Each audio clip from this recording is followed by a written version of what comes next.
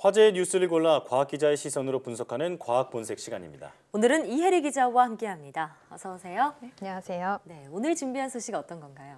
네, 이 과학기술정보통신부와 방송통신위원회를 시작으로 정부 부처의 청와대 업무 보고가 진행 중에 있는데요. 네. 23개 정부 업무 보고 대상 기관 가운데 과기부가 가장 먼저 업무 보고를 하게 됐습니다. 오늘은 네. 이 내용에 대해서 자세히 알아보도록 하겠습니다. 네, 23개 기관 가운데 과기부가 가장 먼저 업무 보고를 했다는 게 아무래도 좀 시사하는 바가 있을 것 같은데요. 예. 네, 맞습니다. 이를 두고 현 정부의 강한 혁신 성장의 의지, 그리고 과학기술과 ICT의 주무부처인 과기정통부의 역할의 중요성을 확인할 수 있는 대목이다라고도 볼 수 있는데요. 네.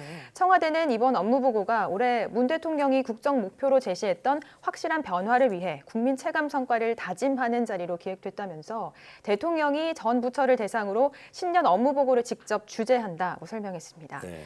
과학기술정보통신부의 보고 주제는 역시나 이 과학기술과 인공지능인데요. 예. 지난해 대통령은 국내 최대 규모의 소프트웨어 인공지능 분야 컨퍼런스에 참석해서 인공지능의 중요성을 강조하기도 했죠. 네. 이에 발맞춰서 지난해 12월에는 인공지능 국가전략이 발표되기도 했는데요.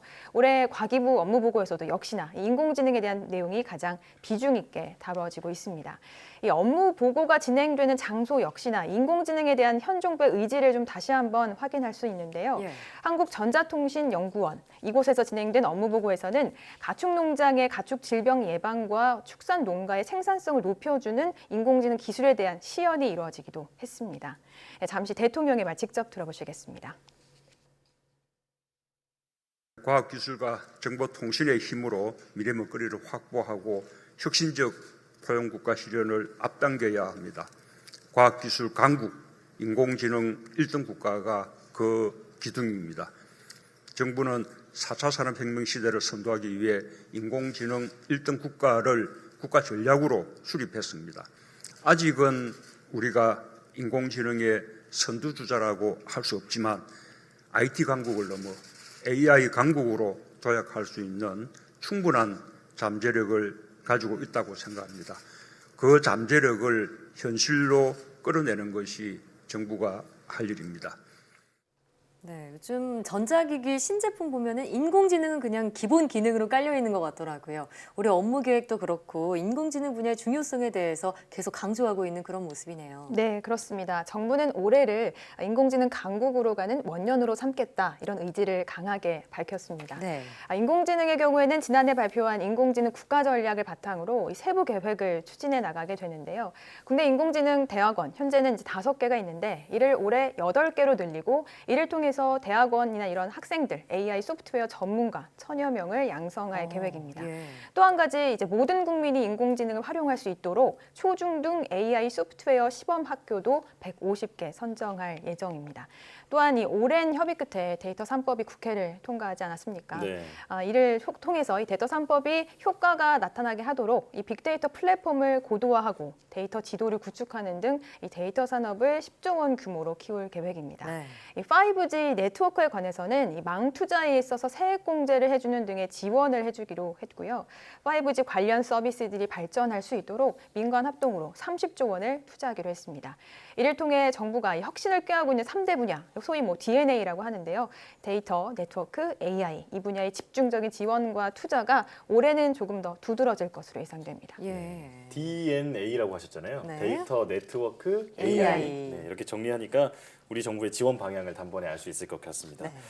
그런데 혁신을 선도할 분야도 그렇지만 올해 또 국가 연구개발 예산이 24조 원을 넘었잖아요. 이 예산을 어떻게 쓸지에 대해서도 발표가 있었죠. 네, 그렇습니다. 말씀하신 대로 올해 국가연구개발 예산은 지난해 처음으로 20조 원을 돌파했고 올해는 24조 원을 넘어섰습니다.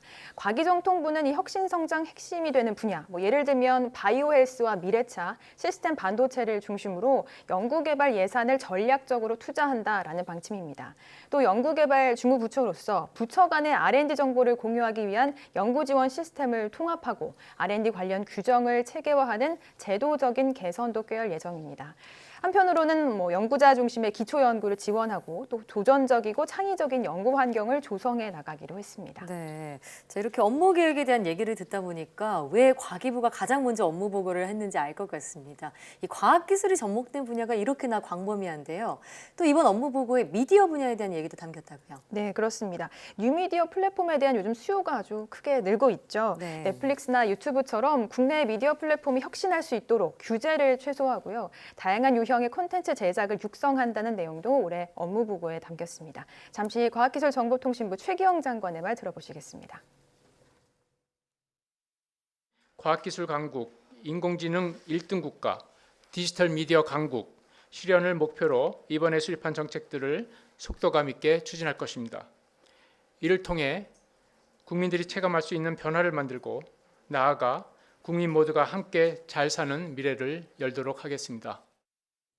이 4차 산업혁명 시대는 잠깐 뒤처지면 영원히 따라잡을 수 없다라는 말이 있을 정도로 네. 이 발전 속도가 빠르다고 알려져 있잖아요. 네. 신년 업무 계획대로 우리나라의 기술이 혁신할 한 해가 됐으면 좋겠습니다. 앞으로도 소식 계속해서 전해주시고요. 오늘 말씀 잘 들었습니다. 고맙습니다.